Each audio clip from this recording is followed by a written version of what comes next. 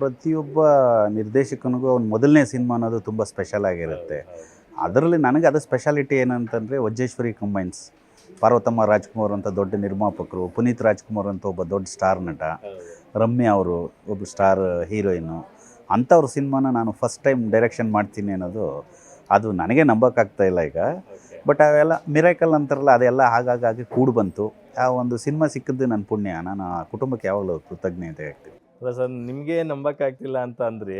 ಯಾಕಂದರೆ ನಿಮ್ಮ ಸ್ಟ್ರೆಂತ್ ಏನು ಅನ್ನೋದು ಇಡೀ ದೊಡ್ಡ ಮನೆಗೆ ಗೊತ್ತಿತ್ತು. ಯಾಕಂದರೆ ಸುಮಾರು ಸಿನಿಮಾಗಳಲ್ಲಿ ಅವ್ರ ಜೊತೆ ಇದ್ದು ಪಳಗಿ ನೀವು ಕೂಡ ತುಂಬ ಥರೋ ಆಗಿದ್ರಿ, ತುಂಬ ಪಕ್ವವಾಗಿದ್ರಿ ಒಂದು ಸಿನಿಮಾನ ಡೈರೆಕ್ಷನ್ ಮಾಡೋದಕ್ಕೆ. ಆ ನಿಟ್ಟಿನಲ್ಲಿ ಆ ಎಬಿಲಿಟಿ, ಆ ಸ್ಟ್ರೆಂತ್ನ ನೋಡಿಯೇ ನಿಮ್ಗೆ ಆ ಥರದೊಂದು ಜವಾಬ್ದಾರಿಯನ್ನು ನಿಮ್ಗೆ ಹೊರಿಸಿದ್ರು ಅವತ್ತು.